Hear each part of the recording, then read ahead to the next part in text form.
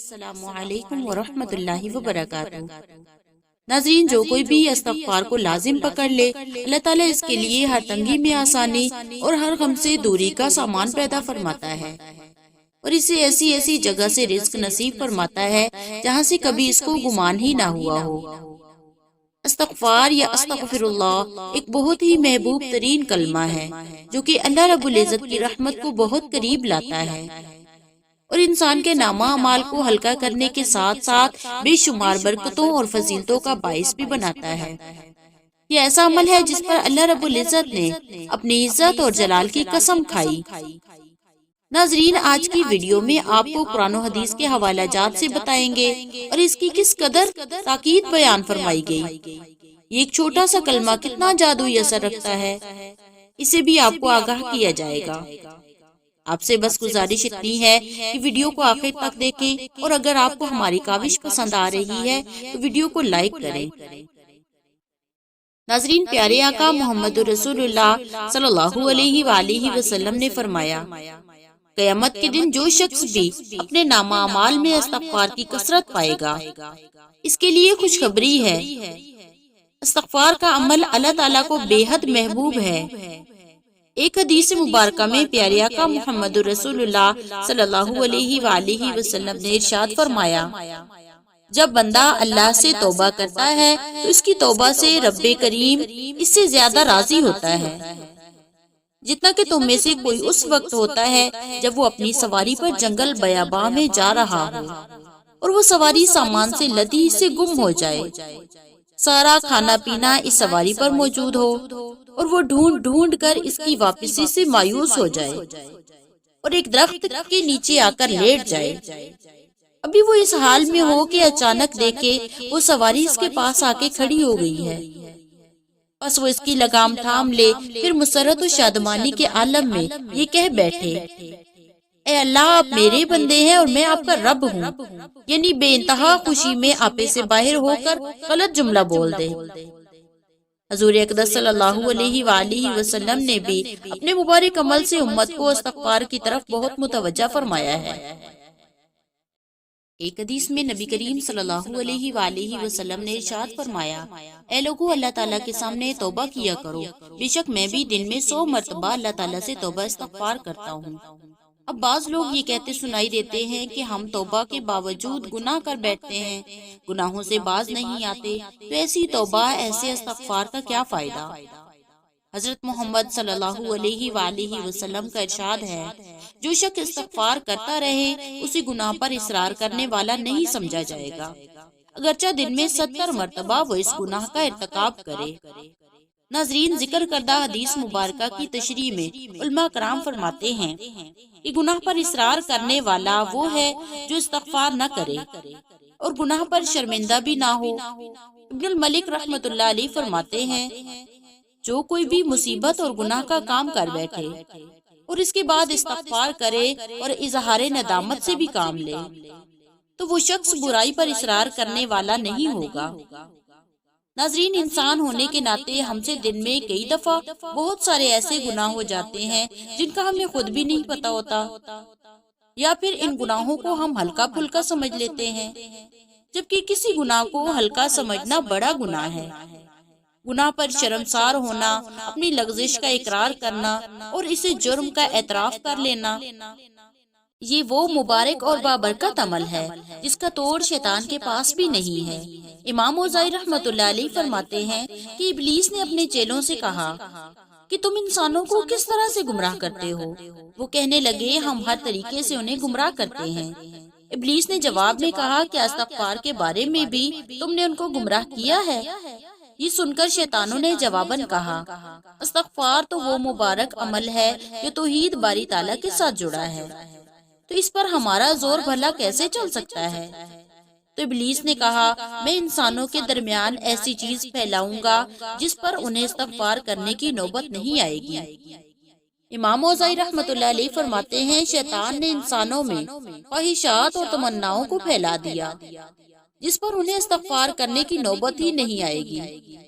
فرمایا کہ انسان میں شیطان نے خواہشات اور تمناؤں کو پھیلا دیا جسے کوئی گناہ سمجھتا ہی نہیں اور استغفار بھی نہیں کرتا۔ حضرت ابو سعید خدری رضی اللہ تعالیٰ عنہ سے روایت ہے، پیارے آقا سرور دو عالم خاتم النبیین محمد رسول اللہ صلی اللہ علیہ وآلہ وسلم نے ارشاد فرمایا، بے شک شیطان نے حق تعالیٰ سے کہا، اے میرے رب تیری عزت کی قسم، میں ہمیشہ تیرے بندوں کو گمراہ کرتا رہوں گا جب تک کہ ان کی روحیں ان کے جسموں میں موجود رہیں گی۔ جواب میں اللہ رب العزت نے فرمایا، میری عزت کی قسم، میرے جلال کی قسم اور میرے بلند مرتبے کی قسم، جب تک میرے بندے مجھ سے مغفرت طلب کرتے رہیں گے میں انہیں معاف کرتا رہوں گا۔ اللہ اکبر۔ حضرت شداد بن اوس رضی اللہ تعالیٰ عنہ سے روایت ہے، سرور دو عالم صلی اللہ علیہ وآلہ وسلم نے فرمایا، افضل استغفار یہ ہے کہ تو کہے، اے اللہ تو میرا پروردگار ہے اور تیرے سوا کوئی معبود نہیں، تو نے ہی مجھ کو پیدا فرمایا ہے، میں تیرا بندہ ہوں اور اپنی طاقت کے مطابق تیرے عہد اور وعدے پر ہوں، تیری پناہ پکڑتا ہوں جو میں نے برائی کی، اسے تیرے لیے اقرار کرتا ہوں تیری نعمتوں کے سبب، اور میں اپنے گناہ کا اقرار کرتا ہوں، مجھ کو بخش دے، تیرے سوا کوئی نہیں بخشنے والا۔ آپ صلی اللہ علیہ وآلہ وسلم نے فرمایا، اگر کوئی شخص ان لفظوں کو یقین کے ساتھ دن میں پڑھے اور اسی دن میں شام سے پہلے مر جائے تو وہ جنتی ہے، اور اگر رات کو اسی طرح پڑھے تو صبح سے پہلے مر جائے تو وہ بھی جنتی ہے۔ اللہ اکبر۔ حضرت جندب رضی اللہ تعالیٰ عنہ سے روایت ہے، رسول اللہ صلی اللہ علیہ وآلہ وسلم نے فرمایا، ایک شخص نے کہا، اللہ کی قسم اللہ فلاں شخص کو نہیں بخشے گا۔ اللہ تعالیٰ نے فرمایا، کون شخص مجھ پر ایسا گمان کرتا ہے کہ میں فلانے شخص کو نہیں بخشوں گا؟ تیرے اس قول کی وجہ سے تیرے عمل ضائع کر دیے اور فلاں کو بخش دیا۔ حضرت عائشہ صدیقہ رضی اللہ تعالیٰ عنہ فرماتی ہیں، رسول اللہ صلی اللہ علیہ وآلہ وسلم نے فرمایا، جب بندہ گناہ کا اعتراف کرتا ہے پھر توبہ کرتا ہے تو اللہ تعالیٰ اس کی توبہ کو قبول کرتا ہے۔ حضرت ابو ہریرہ رضی اللہ تعالیٰ عنہ سے روایت ہے، رسول اللہ صلی اللہ علیہ وآلہ وسلم نے فرمایا، جو شخص مغرب کی طرف سورج نکلنے سے پہلے توبہ کرے گا تو اللہ تعالیٰ اس کی توبہ کو ضرور قبول فرمائے گا۔ سبحان اللہ۔ نبی کریم صلی اللہ علیہ وآلہ وسلم نے فرمایا، میرے دل پر پردہ کیا جاتا ہے اور میں اللہ تعالیٰ سے استغفار کرتا ہوں ایک دن میں 100 مرتبہ۔ حضرت ابو ذر رضی اللہ تعالیٰ عنہ سے روایت ہے، رسول اللہ صلی اللہ علیہ وآلہ وسلم نے حدیث قدسی میں فرمایا، اللہ رب العزت فرماتے ہیں، اے میرے بندو، میں نے اپنے اوپر ظلم کو حرام کیا ہے اور اس کو تمہارے درمیان بھی حرام کر دیا ہے، آپس میں ظلم مت کرو۔ اے میرے بندو، تم تمام کے تمام گمراہ ہو مگر جس کو میں ہدایت کروں، مجھ سے ہدایت طلب کرو، میں تم کو ہدایت کروں گا۔ اے میرے بندو، تم تمام بھوکے ہو مگر جس کو میں کھلاؤں، مجھ سے کھانا مانگو میں تم کو کھلاؤں گا۔ اے میرے بندو، تم ننگے ہو مگر جس کو میں پہننے کو دوں، مجھ سے لباس مانگو میں تم کو پہناؤں گا۔ اے میرے بندو، تم دن رات خطا کار ہو میں بخشتا ہوں، تم مجھ سے بخشش مانگو میں تم کو بخشوں گا۔ اے میرے بندو، تم مجھ کو ضرر نہیں پہنچا سکو گے اور نہ ہی تم مجھ کو نفع پہنچا سکو گے۔ اے میرے بندو، تمہارے پہلے انسان اور پچھلے اور تمام کے تمام جن مل کر ایک پرہیزگار انسان کی مانند ہو جائیں تو میرے ملک میں کچھ زیادتی نہیں کر سکتے۔ اے میرے بندو، تم پہلے اور پچھلے انس و جن مل کر ایک بدترین شخص کے دل کی مانند ہو جاؤ تو تمہارا یہ جمع ہونا میرے ملک میں کچھ کم نہیں کر سکتا۔ اے میرے بندو، تمہارے اگلے اور پچھلے اور جن و انس ایک مقام پر جمع ہو جائیں اور مجھ سے سوال کریں تو میں ہر آدمی کو اس کے سوال کے موافق دوں۔ یہ دینا میرے خزانوں کو کم نہیں کر سکتا مگر سوئی کی طرح کہ دریا میں ڈالی جائے۔ اے میرے بندوں، میں تمہارے عمل یاد رکھتا ہوں اور لکھتا بھی ہوں، ان کا بدلہ تم کو دوں گا۔ جس کو بھلائی پہنچے اس کو چاہیے کہ اللہ تعالیٰ کی تعریف کرے، اور جو شخص بھلائی نہ پائے وہ اپنے نفس کو ہی ملامت کرے۔ حضرت ابو سعید خدری رضی اللہ تعالیٰ عنہ سے روایت ہے، سرور دو عالم محمد رسول اللہ صلی اللہ علیہ وآلہ وسلم نے فرمایا، بنی اسرائیل میں ایک آدمی نے ایک کم 100 آدمی مار ڈالے، پھر وہ نکلا اپنی توبہ کے متعلق پوچھتا تھا۔ ایک عابد زاہد کے پاس آیا، اس سے پوچھا کیا میرے لیے توبہ ہے؟ اس نے کہا نہیں ہے۔ اس نے اس کو بھی مار ڈالا۔ پھر پوچھنا شروع کر دیا۔ ایک آدمی نے کہا فلاں بستی میں چلا جا، اس کو راستہ میں موت آ گئی۔ اس نے اپنا سینہ اس کی طرف بڑھایا، فرشتے اس کی روح قبض کرنے میں جھگڑے، یعنی رحمت کے فرشتے اور عذاب کے فرشتے۔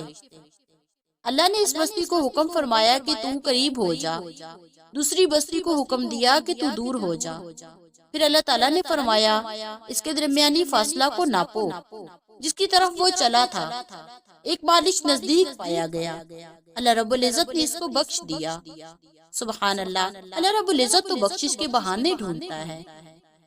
اسی طرح حضرت ابو ہریرہ رضی اللہ تعالیٰ عنہ سے روایت ہے، رسول اللہ صلی اللہ علیہ وآلہ وسلم نے فرمایا قسم ہے اس ذات کی جس کے قبضہ میں میری جان ہے، اگر تم گناہ نہ کرو تو اللہ تعالیٰ تم کو لے جائے اور گناہ کرنے والی قوم لائے جو گناہ کرے، اور پھر اللہ رب العزت سے بخشش طلب کرے اور اللہ ان کو بخشے۔ سبحان اللہ و بحمدہ سبحان اللہ العظیم۔